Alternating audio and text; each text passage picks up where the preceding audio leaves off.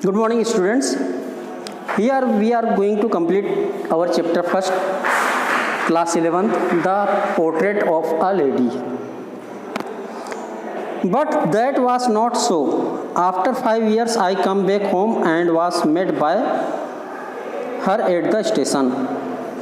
यहाँ पर लेखक कहते हैं कि जब वो विदेश पढ़ने के लिए जाते हैं और वहाँ से वापस आते हैं, but that was not so. After 5 years I come back. 5 वर्ष बाद लेखक वापस अपने घर आता है. And was met by her at the station, और अपनी दादी से स्टेशन पर मिलता है. She did not look a day older, और लेखक को अपनी दादी एक भी दिन पुरानी नहीं लगती, मतलब जैसा वो छोड़ करके गया था जिस साल में, उसी तरह वो अभी उसको दिखाई पड़ रही हैं. She still had no time for words. दादी के पास में अभी भी बात करने के लिए समय नहीं है. And while she clasped me in her arms, और जब लेखक की दादी उसको अपनी बाहों में भरती है, I could hear her reciting her prayers, तो लेखक को महसूस होता है कि दादी अभी भी अपनी प्रार्थनाएं होठों से बुदबुदा रही हैं. And on the first day of my arrival, और लेखक के आने के पहले दिन ही, her happiest moments were with her sparrows whom she fed longer with previous rebukes. और दादी, लेखक देखता है कि उसकी दादी जब वो पहले दिन घर पहुंचता है तो उसी दिन से वो अपने कबूतरों को दाना खिलाती हैं और उनसे खिलवाड़ करते हुए वो उन कबूतरों का लाड़ प्यार करती हैं. इन the evening A change came over हर, शाम के समय लेखक देखता है कि दादी में कुछ बदलाव आया है. शी डिड नॉट प्रे, वो प्रार्थना भी नहीं करती हैं. She collected the women of her neighbourhood, got an old drum and started to sing. दादी शाम के समय अपने पड़ोस की महिलाओं को, जो बूढ़ी महिलाएं हैं, उनको जमा करती हैं, एक ड्रम लेती हैं और उसको बजाते हुए गाना शुरू कर देती हैं. For several hours she thumped the sagging skin of the dilapidated and sang of the home coming of warriors. कई घंटों तक लगातार वो उस ड्रम पर थाप लगाती रहती हैं, गाती रहती हैं, और जो सैनिक वापस घर आते हैं उनके बारे में वो गीत गाती रहती हैं. We had to persuade her to stop to avoid overstraining. लेखक सोचता है कि हमें इतना ज़्यादा दादी को जोर नहीं लगाना चाहिए, मेहनत नहीं करनी चाहिए. That was the first time since I had known her that she did not pray. और ये पहला अवसर होता है कि लेखक को पता चलता है कि उसकी दादी प्रार्थना नहीं कर रही हैं. The next morning she was taken ill. अगली सुबह दादी बीमार पड़ जाती है. It was a mild fever and the doctor told us that it would go. ये एक मामूली बुखार था, लेकिन डॉक्टर कहता है कि अब वो नहीं रहेंगी. But my grand mother thought differently, लेकिन लेखक की दादी माँ कुछ अलग ही सोचती हैं. She told us that her and was near. वो कहती है कि अब उसका अंतिम समय आ गया है. She said that since only a few hours before the close of the last chapter. वो कहती हैं कि उनका अंतिम समय आने के कुछ घंटे पहले, her life she had omitted to pray.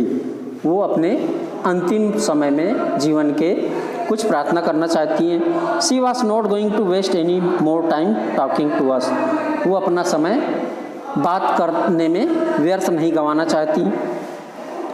We protested but she ignored our protest.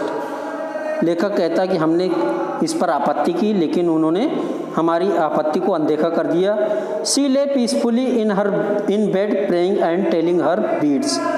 वो बड़ी शांति के साथ में अपने पलंग पर पड़ी रहीं.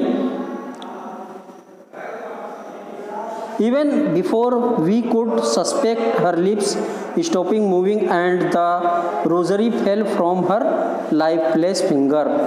हमने देखा, हमें संदेह हुआ कि उनकी उंगलियां काम करना बंद कर दी हैं, उनके होंठ बुदबुदाना बंद कर दिए हैं और उनकी उंगलियां इस प्रकार से जान पड़ रही थी जैसे कि उनमें जीवन ही ना हो। A peaceful pallor spread on her face and we knew that she was dead.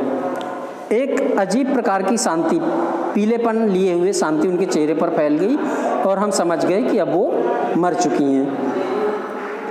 We lifted her off the bed and as it customary laid her on the ground. हमने दादी को बिस्तर पर से उठाया और जैसा कि रिवाज था उनको ज़मीन पर लिटा दिया।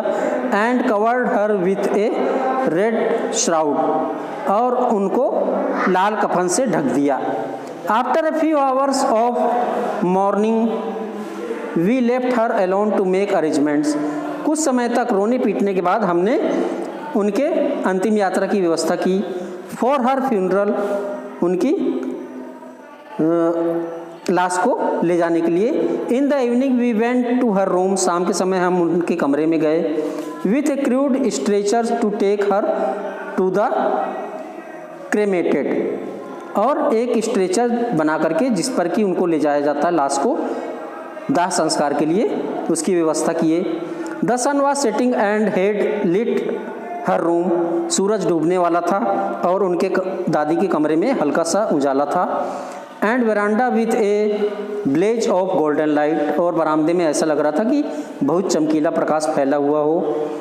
We stopped half way in the courtyard, हम आंगन में पहुंचकर आधे रास्ते पर रुक गए। All over the veranda and in her room light right up to where she lay dead, पूरे बरामदे में और उनके कमरे में ऐसा लग रहा था जहाँ की वे पड़ी हुई थी। And still raped in are red shroud, और ऐसा लग रहा था कि पूरा लाल कफन सभी दूर ढका हुआ है। Thousands of sparrows set scattered on the floor, जमीन पर, पृथ्वी पर हजारों की संख्या में कबूतर बैठे हुए थे। देयर वाज नो चिरपिंग, और वे कबूतर बिल्कुल भी आवाज़ नहीं कर रहे थे। We felt sorry for the birds and my mother fetched some bread for them, हमें उन पक्षियों के लिए बड़ा दुख महसूस हुआ और मेरी माताजी ने कुछ ब्रेड के टुकड़े उनके लिए लेकर आईं। सी ब्रोक इट इनटू लिटिल क्लम, मेरी माताजी ने छोटे छोटे टुकड़े उन ब्रेडों के किए। The way my grandmother used to, जैसा कि मेरी दादी माँ किया करती थी। And threw it to them, और उनकी तरफ फेंका। The sparrows took no notice of the bread, उन कबूतरों ने ब्रेड पर बिल्कुल भी ध्यान नहीं दिया। When we carried my grandmother's corpse off, जब हमने दादी माँ की लाश को वहाँ से उठाया। दे फ्ल्यू अवे क्वाइटली, वे कबूतर बड़ी शांति से उड़ करके चले गए। Next morning the sweeper swept the bread crumbs into the dustbin, अगले सुबह जो सफाई कर्मचारी आया उसने उन टुकड़ों को उठा करके डस्टबिन में, कचरे की बाल्टी में डाल दिया। Here we have completed our lesson. Thank you.